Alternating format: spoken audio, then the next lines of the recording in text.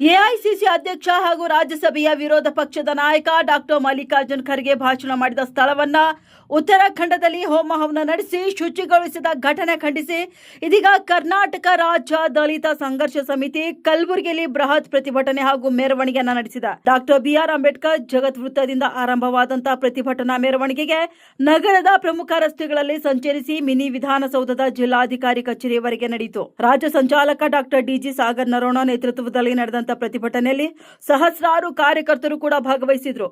ಪ್ರತಿಭಟನಾಕಾರರು ಜಿಲ್ಲಾಧಿಕಾರಿಗಳ ಮೂಲಕ ಪ್ರಧಾನಮಂತ್ರಿ ನರೇಂದ್ರ ಮೋದಿ ಅವರಿಗೆ ಮನವಿಯನ್ನ ಸಲ್ಲಿಸಿ ಘಟನೆಗೆ ಸಂಬಂಧಪಟ್ಟಂತ ಆರೋಪಿಗಳ ವಿರುದ್ಧ ಅಟ್ರಾಸಿಟಿ ಹಾಗೂ ಅಸ್ಪೃಶ್ಯತೆ ನಿಷೇಧ ಕಾಯ್ದೆಯಡಿ ಪ್ರಕರಣ ದಾಖಲಿಸಿ ಕಠಿಣ ಕ್ರಮ ಕೈಗೊಳ್ಳುವಂತೆ ಒತ್ತಾಯ ಮಾಡಿದ್ದಾರೆ. ಇನ್ನು ಪ್ರತಿಭಟನೆಯಲ್ಲಿ ಜಿಲ್ಲಾ ಮುಖಂಡರಾದ ಸುರೇಶ್ ಹಾದಿಮನಿ, ಕೃಷ್ಣಪ್ಪ ಕರ್ಣಿಕರ್, ಬಿಸಿ ವಾಲಿ, ಎಸ್ಪಿ ಸುಳ್ಳದ್, ಎಚ್ ಶಂಕರ್ ಸೇರಿದಂತೆ ಹಲವು ಡಿಎಸ್ಎಸ್ ಮುಖಂಡರು ಮತ್ತು ಕಾರ್ಯಕರ್ತರು ಉಪಸ್ಥಿತರಿದ್ದರು.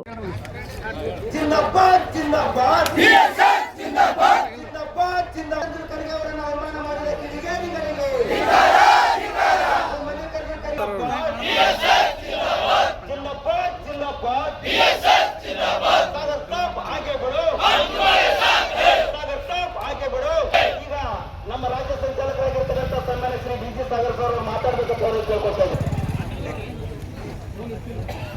ಇವತ್ತಿನ ಸಂದರ್ಭದಲ್ಲಿ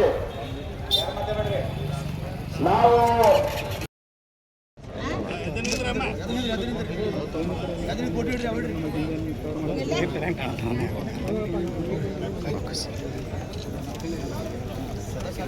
ಮಾತಾಡಿ ಸರ್. ಓಕೆ ಮಹೇಶ. ಈಗ ಕರ್ನಾಟಕ ರಾಜ್ಯ ದಲಿತ ಸಂಘರ್ಷ ಸಮಿತಿ ಇವತ್ತು ರಾಜ್ಯದಾದ್ಯಂತ ಎಲ್ಲ ಜಿಲ್ಲಾ ಕೇಂದ್ರಗಳಲ್ಲಿ ಏನು ಉತ್ತರಾಖಂಡದ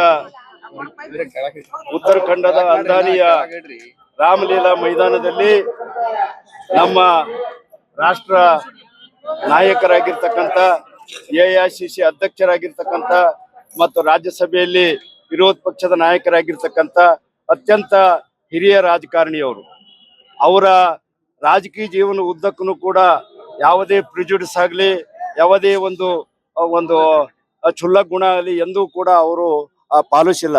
ಅಂತ ಮಲ್ಲಿಕಾರ್ಜುನ ಖರ್ಗೆ ಅವರು ಅಲ್ಲಿ ಒಂದು ಸಾರ್ವಜನಿಕ ಸಭೆಯನ್ನು ಉದ್ದೇಶಿಸಿ ಮಾತಾಡಿರ್ತಕ್ಕಂಥ ಸಂದರ್ಭದಲ್ಲಿ ಏನು ಅವರು ಮಾತಾಡಿ 2 ದಿವಸಗಳಾದ ಮೇಲೆ ಒಂದು ಯಥಾಸ್ಥಿತಿವಾದಿಗಳ ಮತ್ತು ಕೋಮುವಾದಿಗಳ ಸಂಘಟನೆ ಒಂದು ಅಲ್ಲಿ ಸೇರಿ ಆ ಒಂದು ಜಾಗವನ್ನ ಶುಚಿಗೊಳಿಸ್ತಾರೆ. ಶುಚಿಗೊಳಿಸೋದಷ್ಟೇ ಅಲ್ಲ, ಅಲ್ಲಿ ಹವನ ಮಾಡ್ತಾರೆ. ಅಲ್ಲಿ ಇಂಥ ಒಂದು ದುರ್ಘಟನೆಯನ್ನ ಅಲ್ಲಿ ನಡೆದಿರ್ತಕ್ಕಂಥದ್ದು ನಮ್ಮ ದೇಶದ ಪ್ರಜಾಪ್ರಭುತ್ವಕ್ಕೆ ಮತ್ತು ನಮ್ಮ ದೇಶದ ಸಂವಿಧಾನಕ್ಕೆ, ನಮ್ಮ ದೇಶದ ಪವಿತ್ರವಾದ ಕಾನೂನುಗಳಿಗೆ ಅವರು ಮಾಡಿರ್ತಕ್ಕಂಥ ದೊಡ್ಡ ಅಪಮಾನ.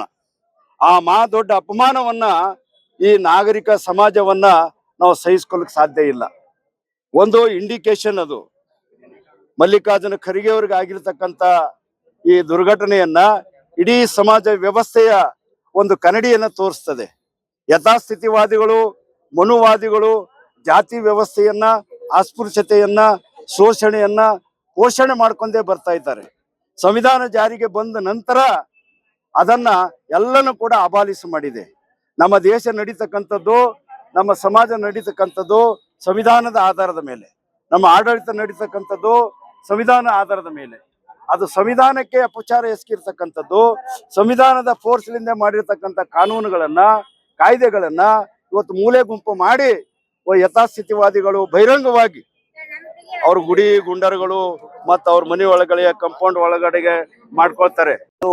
ಪೂರಾ ಕೂಲಂಕುಷವಾಗಿ ಹೇಳಿದ್ದಾರೆ. ಮತ್ತೆ ಸರ್ಕಾರಕ್ಕೆ ಯಾವ ರೀತಿ ಎಚ್ಚರಿಕೆ ಕೊಡಬೇಕು, ಮತ್ತೆ ಯಾವ ರೀತಿ ಮನವಿಯನ್ನು ಮಾಡ್ಕೊಳ್ಬೇಕಂತ ಮಾಡ್ಕೊಂಡಿದ್ದಾರೆ. ಅವ್ರ ಆದೇಶಕ್ಕಾಗಿ ನಾವು ಕಾಯ್ತೀವಿ. ಅವ್ರು ಮುಂದೆ ಏನು ಮತ್ತೆ ಯಥಾಸ್ಥಿತಿಗಳು ಸೇಮ್ ಇದೇ ರೀತಿ ಅವ್ರ ಕೆಲಸ ಮುಂದುವರಿಸಿದ್ರೆ ನಮ್ಮ ಡಿಜಿ ಸಾಗರ್ ಸರ್ ಅವರು ಏನ್ ಆದೇಶ ಮಾಡ್ತಾರೆ, ಮತ್ತೆ ಉಗ್ರವಾಗಿರ್ತಕ್ಕಂಥ ಹೋರಾಟ ಮಾಡ್ಬೇಕಾ ಅಥವಾ ಏನೋ ಇಡೀ ಕಲಬುರಗಿ ಬಂದ್ ಮಾಡ್ಬೇಕು ಅನ್ನೋದ್ರ ಬಗ್ಗೆ ಅವ್ರದ್ದು ಯಾವ್ದು ಆದೇಶ ಬರ್ತೋ ಆ ಆದೇಶದ ಪ್ರಕಾರ ನಾವು ಈ ಕಲಬುರಗಿಯಲ್ಲಿ ಕೆಲಸ ಮಾಡ್ತೀವಿ ಅಂತ ಕೇಸಿ. ರಾಷ್ಟ್ರೀಯ ನಾಯಕರಿಗೆ ಹಿಂಗಾದ್ರ ಅಸ್ಪೃಶ್ಯತೆ ಇನ್ನೂ ಗ್ರಾಮೀಣ ಭಾಗದಲ್ಲಿ ಇಲ್ಲ, ಅವ್ರು ತಿಳ್ಕೊಳ್ಬೇಕು. ಅವ್ರಿಗೆ ಮನುಷ್ಯತ್ವ ಇದ್ರೆ ಮತ್ತಂದ್ರೆ ಒಂದು ಮಾನವೀಯತೆ ಇದ್ರೆ ಅವ್ರು ಈ ಭಾರತ ದೇಶದ ಸ್ವತಂತ್ರಕ್ಕೆ ಏನಾದ್ರು ಗೌರವ ಕೊಡ್ತಿದ್ರೆ ಅಂದ್ರೆ ಅವ್ರು ಏನ ಯಥಾಸ್ಥಿತಿವಾದಿಗಳು ಈ ಘಟನೆ ಮಾಡ್ಲಿಕ್ಕೆ ಕಾರಣ ಆಗಿರಲ್ಲ. ಅವ್ರೆಲ್ಲ ತಿಳ್ಕೊಳ್ಬೇಕು, ಮತ್ತೆ RSS ದವ್ರು ತಿಳ್ಕೊಳ್ಬೇಕು. ಮುಂದಿನ ಹೋರಾಟ ನಮ್ ಡಿಜಿ ಸಾಗರ್ ಸರ್ ಏನ್ ಹೇಳ್ತಾರ ಅದು ಆದೇಶಕ್ಕೆ ಕಾಯ್ತೀವಿ. ಯಾವುದೇ ಒಬ್ರು ನಾಯಕರು ಮಾತಾಡ್ಲಿ ಅಂತ ಹೇಳಿ ಖರ್ಗೆ ಸಾಹೇಬರು ನೋವನ್ನು ವ್ಯಕ್ತಪಡಿಸಿ ಇಲ್ಲ, ಈಗಾಗಲೇ ನಮ್ಮ ರಾಜ್ಯ ಸಂಚಾಲಕ ಇಡೀ ರಾಜ್ಯ ತುಂಬಾ ಎಲ್ಲ ಕಾರ್ಯಕ್ರಮ ಮಾಡಿಸ್ತಾ ಇದ್ದಾರೆ. ಈಗಾಗಲೇ ಕರ್ನಾಟಕ ರಾಜ್ಯ ದಲಿತ ಸಂಘರ್ಷ ಸಮಿತಿ ಅವ್ರ ಪಾರ್ಟಿಯವ್ರು ಏನ್ ಮಾಡ್ಕೊತಾರೋ ನಮಗ್ ಗೊತ್ತಿಲ್ಲ. ಆದ್ರೆ ಇಡೀ ವ್ಯವಸ್ಥೆಯ ವಿರುದ್ಧ ನಮ್ಮ 40-50 ವರ್ಷಗಳಿಂದ ನಮ್ಮ ರಾಜ್ಯ ಸಂಚಾಲಕರಾಗಿರ್ತಕ್ಕಂಥ ಡಿ.ಜಿ. ಸಾಗರ್ ಅವರು ಕೆಲಸ ಮಾಡ್ಕೊತಾ ಬರ್ತಾ ಇದಾರೆ. ಇಡೀ ರಾಜ್ಯದಾಗ ಎಲ್ಲ ಹುಡುಗರು ಕೂಡ ಕೆಲಸಕ್ಕೆ ಹಚ್ಚಿದ್ದಾರೆ. ಈ ಘಟನೆಯು ಕೂಡ ಖರ್ಗೆ ಸಾಹೇಬರು ಈಗಾಗಲೇ ಹೇಳಿದಾಗ ಅವ್ರು ಎದೆಗೊಂದಬಾರದು. ಅವ್ರ ಹಿಂದ್ಗಡೆ ಡಿ.ಜಿ. ಸಾಗರ್ ಅಂತ ನಾಯಕರು ಇಡೀ ರಾಜ್ಯ ತುಂಬಾ ಇದ್ದಾರೆ. ಅವ್ರ ಆದೇಶಕ್ಕಾಗಿ ಕಾಯ್ತಾ ಇದೀವಿ. ಇಡೀ ರಾಜ್ಯದಲ್ಲಿ ಇನ್ನೂ ಉಗ್ರವಾಗಿರ್ತಕ್ಕಂಥ ಹೋರಾಟ ಮಾಡಕ್ಕೆ ನಾವು ಕಾಯ್ತಾ ಇದ್ದೀವಿ.